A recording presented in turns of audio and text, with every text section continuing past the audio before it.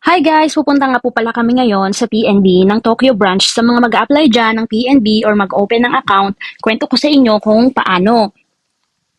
Guys, kung pupunta kayo ng PNB, make sure na kumpleto na ang requirements nyo sa mga mag-open ng account na wala pang idea para din sa'yo to. Lalo na sa mga mag-a-apply ng lump sum dyan na wala pang ATM or bank account. Kasi guys, kailangan natin ng account na pwedeng pagpasahan ng magiging back pay natin or lump sum na makukuha after ng kontrata natin sa Japan. Guys, ang mga hindanda ko nga pala para makapag-open ako ng account ay isa na ang My Number Card, Alien Card, or Zario Kado natin. At especially passport din kasi dun sila magbe-base ng name at ng mga information nyo. Mahalaga ang passport guys, kaya don't forget to bring it. Tapos sa mga My Number Card, make sure na tama ang address nyo na kasing katulad ng nasa Alien Card nyo. At sa My Number Card guys, make sure na hindi pa expired. Kwento ko lang kasi, expired na yung My Number Card ng ate ko. Pero nakapag-open pa din siya. Paano? Kumuha lang siya sa City Hall ng certificate ng My Number Card na katunayan na nakaregister siya. Pag kumuha kayo sa City Hall, malalaman naman nila yon pero mas maganda na updated ang My Number Card nyo. Kasi yun din yung mahalagang requirements na kinukuha nila. At para hindi rin kayo magkaaberya kapag nasa mismong kuhanan na. At guys, may bayad po pala ang pag-open ng account. Of course, hindi po yun libre. Kaya make sure to bring your own money. Depende sa inyo kung ATM and passbook ang kukunin nyo. ATM ay nagkakahalagang 13,000 yen. Ganon din sa passbook. Kasi yung 10,000 yen, guys, ay papasok yon sa ATM nyo. At yung 3,000 yen ay fee sa pag-open ng account. And guys, make sure lang sa pag-fill up ng mga information nyo ay tama. Guys, hindi po pwedeng mag-video sa loob, kaya hindi ko na ito napakita sa inyo. Second floor po pala ang office nila. At guys, kung makikita nyo sa video, kitang-kita ang Tokyo Tower, kaya pwede din kayo na gumala-gala o mag-picture dito. Kung may mga tanong kayo based sa na-experience ko sa pag-open ng account, comment lang po kayo. Guys, hindi po ito sponsored. Gusto ko lang po na i-share sa inyo itong pagkuha ng account para na din sa mga wala pang alam.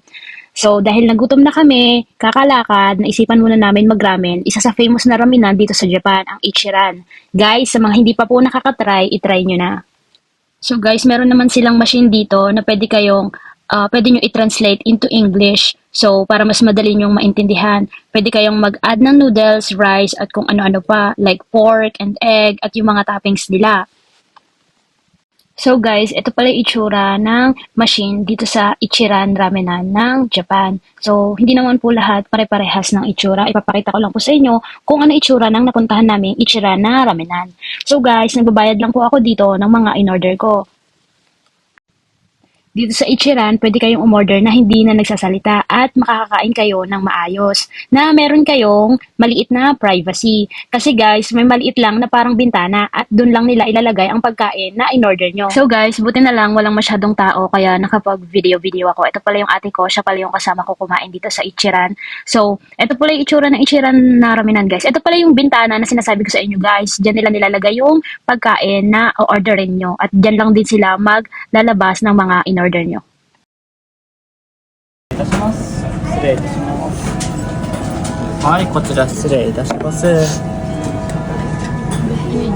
はい、お待たせいたしました。中央失礼いたします。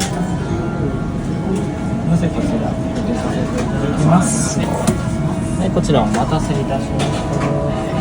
Guys, may maliit na papel at ballpen dito. Gagamitin nyo to para umorder na hindi na nagsasalita. Bibilugan nyo lang kung anong klaseng noodles ang gusto nyo at pwede din kayong magbilog sa papel kung anong mga seasonings ang gusto nyo. So guys, may sarili din po pala kayo ditong maliit na gripo. Ito po yung tubig na pwede nyong inumin. Meron din pong chopstick, toothpick, at meron pong maliliit na bagay dito. Katulad po nung sinabi ko kanina, may mga maliliit pong papel na pwede nyo pong gamitin na hindi na po kayo magsasalita pag o-order. Meron naman po ditong English, kaya madali din na din pong may intindihan. So ito pala yung pagkain ko. So ganyan lang po guys. Ha?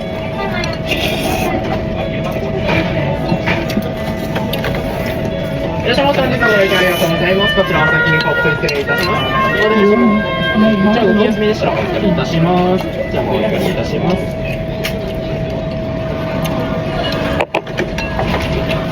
こちら、失礼いたします。こちらのカードも失礼いたします。それでは少々お待ちくださいませ。失礼いたします。